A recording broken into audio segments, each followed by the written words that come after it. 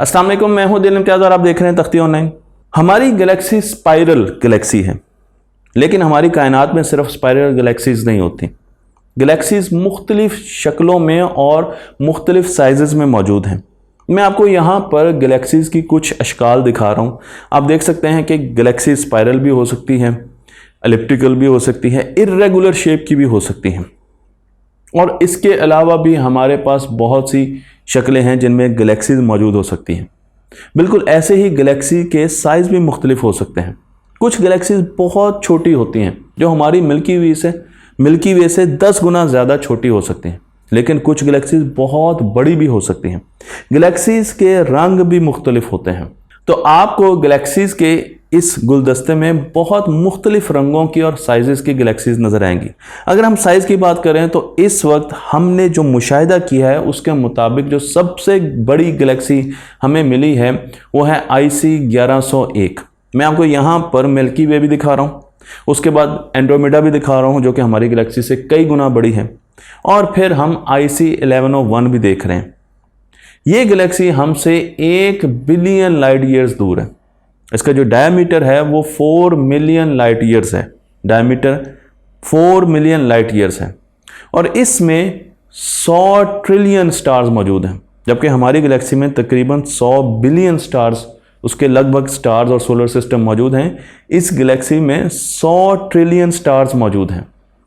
अगर हम छोटी गैलेक्सीज की तरफ आएँ तो यहाँ पर एक बहुत ही छोटी गैलेक्सी जिसे सीगो 2 कहा जाता है, अगर मैं इसका नाम सही ले रहा हूँ, ये गैलेक्सी हमारी गैलेक्सी से बहुत ज़्यादा छोटी है। इसमें तकरीबन 1000 के करीब स्टार्स हैं। कहाँ पर सबसे बड़ी गैलेक्सी जिसमें 100 ट्रिलियन स्टार्स, और कहाँ पर ये छोटी ड्वार्फ गैलेक्सी जिसमें सिर्फ 1000 स्टार्स। तो आपको कितनी ज़्यादा वेरिएशन नज़र आ रही है। और इस किस्म की गैलेक्सीज हमारी गैलेक्सीज के साथ सैटेलाइट के तौर पर काम करती हैं। अगर आप ये समझते हैं कि मिल्की वे सिर्फ एक गैलेक्सी है तो आपको यकीनन हैरानी होगी कि मिल्की वे तकरीबन 50 गैलेक्सीज का एक गुलदस्ता है, जिसमें सबसे बड़ी गैलेक्सी जो हमें दिखाई जाती है स्पाइरल गैलेक्सी है। लेकिन इसके अलावा लार्ज और स्मॉल मैजेलेनिक क्लाउड्स भी मौजूद हैं। ये भी गैलेक्सीज की शक्ल में हमारे पास मौजूद है। मैं आपको यहाँ पर तस्वीर में दिखा भी रहा हूँ। तो अगर आप मिल्की वे की तस्वीर देखें तो यहाँ पर इस तस्वीर में आपको नज़र आएगा कि हम एक तो सामने से मिल्की वे को दिखा रहे हैं और एक साइड व्यू दे रहे हैं। जो साइड व्यू है उसमें आप देखें तो आपको छोटे छोटे डॉट्स नज़र आएंगे। ये सारी सैटेलाइट गैलेक्सीज हैं जो कि मिल्की वे के इर्द गिर्द फैली हुई हैं। तो अगर आप ये समझते हैं या आइंदा से आपको बताया जाए कि मिल्की वे एक गैलेक्सी है, तो आपने यकीनन तस्दीक करनी है कि मिल्की वे एक गैलेक्सीज का गुलदस्ता है, जिसमें इस वक्त तक हमें मालूम है कि तकरीबन 50 के करीब गैलेक्सीज मौजूद हैं। यहाँ पर आप सोलर सिस्टम की लोकेशन भी देख सकते हैं, और आप देख सकते हैं कि आपको साइड व्यू में सोलर सिस्टम किस तरीके से नज़र आ रहा है। चलें गैलेक्सी से आहिस्ता आहिस्ता ऊपर की तरफ जाते हैं। हमें गैलेक्सी का स्ट्रक्चर तो देख लिया, लेकिन गैलेक्सी से अगर हम ऊपर जाएं तो हमारी यूनिवर्स में इस वक्त टोटल जो हमने एस्टीमेट लगाया वो 2 ट्रिलियन गैलेक्सीज मौजूद हैं, जिस पर मैं एक वीडियो बना चुका हूँ कि इनको कैसे मेजर किया गया। अब ये सारी गैलेक्सीज फ्लोट कर रही हैं, लेकिन क्या ये किसी स्ट्रक्चर में फ्लोट कर रही हैं या रैंडमली फ्लोट कर रही हैं, जिधर जिसका दिल करे वो उस तरफ जा रही है? नहीं, ये तमाम गैलेक्सीज किसी न किसी कानून के तहत, दायरे के तहत, किसी स्ट्रक्चर के तहत मूव कर रही हैं। इस स्ट्रक्चर को जानने के लिए सबसे पहले हमें पता होना चाहिए कि डॉपलर इफेक्ट और रेड शिफ्ट क्या है। जब भी एक गाड़ी हमारी तरफ आती है तो हमें पता है कि उससे निकलने वाली आवाज़ की पिच बढ़ती है, क्योंकि उसकी फ्रिक्वेंसी बढ़ती है, तो वो आवाज़ हमारी तरफ श्रिल होकर आती है। लेकिन जैसे ही वो गाड़ी पास से गुजरती है तो अब उसकी आवाज़ की पिच भी कम हो जाती है और उसकी फ्रिक्वेंसी भी कम हो जाती है। बिल्कुल ऐसे ही इस गाड़ी की जगह अगर आप एक सितारा रख दें या गैलेक्सी रख दें, तो जब गैलेक्सी हमारी तरफ आती है तो उससे आने वाली रोशनी की फ्रिक्वेंसी क्या होगी जी? बढ़ जाएगी, और वो ब्लू कलर की नज़र आना शुरू हो जाती है। लेकिन अगर वो गैलेक्सी हमसे दूर जा रही है तो अब उसकी जो फ्रिक्वेंसी है वो कम होगी और वो रेड कलर की तरफ नज़र आएगी, और हम उसे रेड शिफ्ट कहते हैं। तो एक तो गैलेक्सी हमसे दूर जा रही है या पास आ रही है, एक मूवमेंट ये है। लेकिन दूसरी मूवमेंट गैलेक्सी की अपनी रोटेशन भी है। तो वो हिस्सा जो हमसे दूर जाता है वो हमें गैलेक्सी को अगर हम जूम करके देखें तो वो हमें निस्बतन रेड शिफ्टेड नज़र आता है, क्योंकि वो हमसे दूर जा रहा है। और जो हमारे पास आ रहा है उससे रोशनी क्योंकि पास से हम तक पहुंच रही है, वो हमें ब्लू शिफ्टेड नज़र आ रहा है। तो एक तो गैलेक्सी दूर जा रही है और पास से आ रही है, उसकी अलग शिफ्टिंग है जो कि हम उसके स्पेक्ट्रम में देखते हैं। और दूसरा, गैलेक्सी की रोटेशन की वजह से भी स्पेक्ट्रम शिफ्ट होता है। इस पूरे प्रोसेस को स्पेक्ट्रोस्कोपी के ज़रिए पढ़ा जाता है, जिस पर मैं बहुत सी वीडियोस बना चुका हूं। तो लाइट हम तक आ रही है गैलेक्सी के ज़रिए, और उसमें से कुछ ऐसी चीज़ें हैं, ऐसी रोशनी की वेवलेंथ्स हैं जो कि उस गैलेक्सी के एलिमेंट्स अपने पास रख लेते हैं। तो हम अब एंड्रोमेडा की अगर बात करें तो एंड्रोमेडा ब्लू शिफ्टेड है। इसका क्या मतलब है? हमारी तरफ आ रही है। एंड्रोमेडा अगले 4 बिलियन सालों के बाद हमारी गैलेक्सी के साथ कोलाइड करेगी। लेकिन अगर हम किसी दूर की गैलेक्सी को देखें जो कि रेड नज़र आ रही है, तो इसका मतलब यह है कि वो हमसे दूर जा रही है।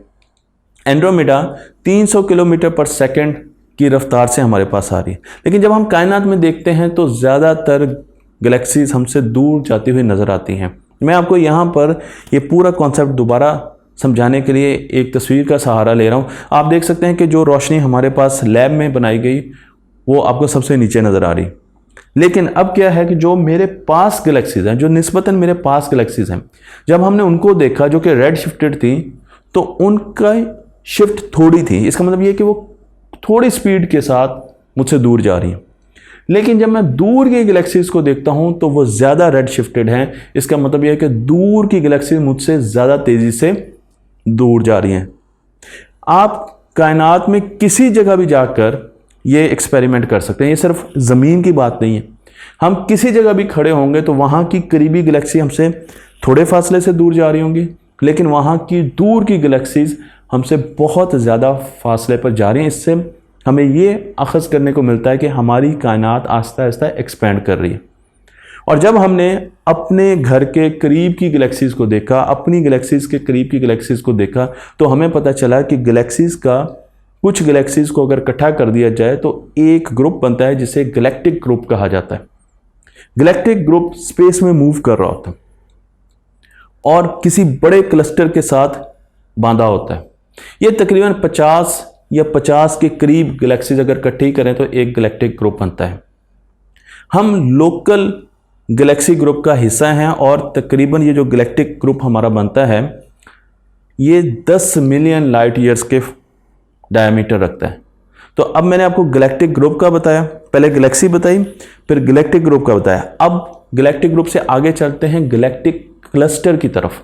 100 या 1000 से ज़्यादा गैलेक्सीज का एक गैलेक्टिक क्लस्टर बनता है। तो ये ग्रुप से एक बड़ी चीज़ है और ये हमारी कायनात में जो अभी तक हमने ऑब्जर्व किया है दूसरे नंबर पे सबसे बड़ा स्ट्रक्चर है। तो जो दूसरे नंबर पे सबसे बड़ा स्ट्रक्चर है उसे गैलेक्टिक क्लस्टर कहा जाता है। मैं आपको यहाँ पर सुपर क्लस्टर की तरफ लेके चलता हूँ। एक था गैलेक्टिक ग्रुप, एक था गैलेक्टिक क्लस्टर। सुपर क्लस्टर में ये दोनों चीज़ें साथ हो जाती हैं। सुपर क्लस्टर में कई गैलेक्टिक ग्रुप भी होंगे और कई गैलेक्टिक क्लस्टर्स भी होंगे। मैं आपको यहाँ पर कुछ सुपर क्लस्टर्स दिखा रहा हूँ। आप देख सकते हैं कि यहाँ पर आपको कैप्रिकॉर्न वॉइड भी नज़र आ रहा है, आपको यहाँ पर विर्गो सुपर क्लस्टर भी नज़र आ रहा है, आपको यहाँ पर हरकुलस सुपर क्लस्टर भी नज़र आ रहा है। हम इस वक्त जिस सुपर क्लस्टर का हिस्सा हैं उसे विर्गो सुपर क्लस्टर कहा जाता है। तो आपने याद भी रखनी है क्योंकि एंड पर हम इन सारी चीज़ों को वापस एक जगह जोड़ेंगे। तो यहाँ पर आपको ये सारे सुपर क्लस्टर्स नज़र आ रहे हैं जो कि क्लस्टर से मिलकर बने हैं और गैलेक्टिक ग्रुप से मिलकर बने हैं। मैं आपको एक किताब की तरफ लेके चलता हूँ, finding our place in the universe. ये किताब लिखी है प्रोफेसर हेलेन ने और उन्होंने इस पूरे सिस्टम को बताया है और उन्होंने बताया कि सुपर क्लस्टर्स मिलकर एक और स्ट्रक्चर बनाते हैं जिसे हम आगे डिस्कस करने जा रहे हैं। उन्होंने जब सिमुलेशन बनाई, मैं सिमुलेशन आपको दिखा भी रहा हूँ, तो उस सिमुलेशन में जितनी भी गैलेक्सीज हैं उनको 3D मॉडल में प्लॉट किया गया। आप यहाँ पर 3D गैलेक्सीज के मैप देख रहे हैं और एक डॉट एक गैलेक्सी है। और उसके बाद उन्होंने जब इनको मेयर किया तो पता चला कि रेड कलर की जो डॉट्स हैं इस वक्त आपको नज़र आ रहे हैं वो गैलेक्सीज हैं जो हमसे दूर जा रही हैं और ब्लू कलर की वो गैलेक्सीज हैं जो कि हमारे पास आ रही हैं। तो आप देख सकते हैं कि कायनात में किस तरीके से ज़्यादातर गैलेक्सीज हमसे दूर जा रही हैं। यानी tens of thousands of galaxies हमसे दूर जा रही हैं और बहुत कम गैलेक्सीज हैं जो कि हमारी तरफ आ रही हैं और बहुत तेज़ी से दूर जा रही हैं। फिर हम एक और स्ट्रक्चर की तरफ आते हैं जो कि अब फाइनली हम अपनी वीडियो के एंड की तरफ जा रहे हैं, जिसे लाइनिया कहा जाता है, लाइनिया भी कहा जाता है, मुख्तलिफ नाम है जो मैंने सुने हैं। ये एक बहुत बड़ा स्ट्रक्चर है जिसमें सुपर क्लस्टर्स इकट्ठे होते हैं। आपको यहाँ पर मिल्की वे गैलेक्सी भी नज़र आ रही है। इसमें तकरीबन 100,000 गैलेक्सीज मौजूद हैं। 100 ट्रिलियन स्टार से ज़्यादा स्टार्स इसमें मौजूद हैं। और इस अगर स्ट्रक्चर को आप देखें, लाइनिया को अगर आप देखें, तो यहाँ पर आपको नज़र आएगा कि ये बिल्कुल ऐसे ही है जैसे हमारे ब्रेन के न्यूरॉन्स होते हैं। मैं तो जब भी इस स्ट्रक्चर को देखता हूँ तो मुझे ऐसा लगता है कि मेरे ब्रेन के न्यूरॉन्स हैं। कुछ लोग कहते हैं ये दरियाओं की तरह हैं, ये नहरों के जालों की तरह हैं। कुछ लोग ये भी कहते हैं कि पत्तों में जो शाखें होती हैं उसकी तरह हैं। तो स्ट्रक्चर की सिमेट्री में हर जगह पर नज़र आ रही हैं। यहाँ पर सारी गैलेक्सीज एक सेंट्रल पॉइंट की तरफ पुल की जा रही हैं, बिल्कुल ऐसे ही जैसे नहरों में पानी जा रहा होता है। हमारी गैलेक्सी भी आहिस्ता आहिस्ता उस तरफ मूव कर रही है, जिसे ग्रेट अट्रैक्टर कहा जाता है। और हम अभी ग्रेट अट्रैक्टर के बारे में ज़्यादा नहीं जानते। मैं आपको यहाँ पर लाइनिया दिखा रहा हूँ, जो कि आपको यहाँ पर सुपर क्लस्टर भी नज़र आ रहे हैं इसमें मौजूद, आपको यहाँ पर क्लस्टर भी नज़र आ रहे हैं, आपको यहाँ पर ग्रुप्स भी नज़र आ रहे हैं, लोकल ग्रुप्स भी नज़र आ रहे हैं। तो ये मिक्सचर है बहुत से क्लस्टर्स का, सुपर क्लस्टर्स का। लेकिन इसके अलावा भी हमारी कायनात में बहुत बड़े बड़े स्ट्रक्चर्स हैं। जो स्ट्रक्चर इस वक्त दिखाया जा रहा है इसे जायंट आर्क कहा जाता है। जायंट आर्क एक बहुत मुश्किल स्ट्रक्चर है जिससे कोई भी एस्ट्रोनॉमिकल लॉ डिफाइन नहीं कर सकता।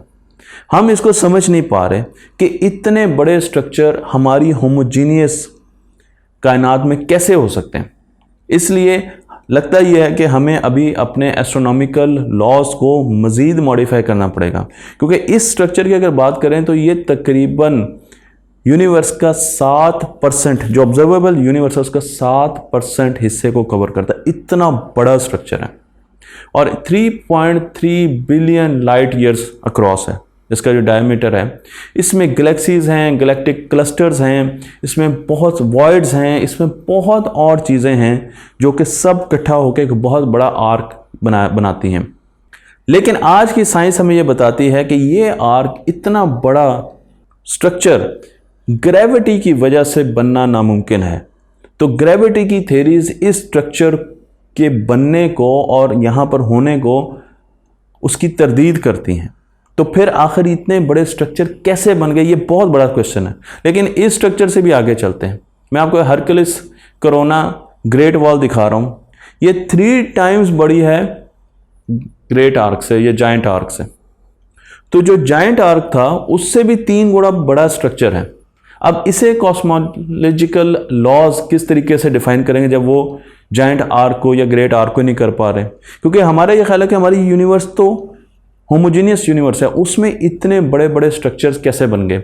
इन स्ट्रक्चर्स पर क्वेश्चन मार्क है। लेकिन अब हम पूरी कायनात का स्ट्रक्चर जितना हम अब तक हमने मुशाहिदा किया वो हम देख चुके हैं। आप यहाँ पर अगर अपना एड्रेस लिखना चाहते हैं तो आप बता सकते हैं कि मैं अदील इम्तियाज़ रहीम यार ख़ान में रहता हूँ, जो कि पाकिस्तान में है, प्लेनेट अर्थ सोलर सिस्टम में मौजूद है, ओर्ट क्लाउड के अंदर, जो कि मौजूद है लोकल इंटरस्टेलर क्लाउड में, local cavity, Orion arm, Milky Way galaxy, local group, Virgo super cluster, ये सारी चीज़ें हमने डिस्कस की हैं।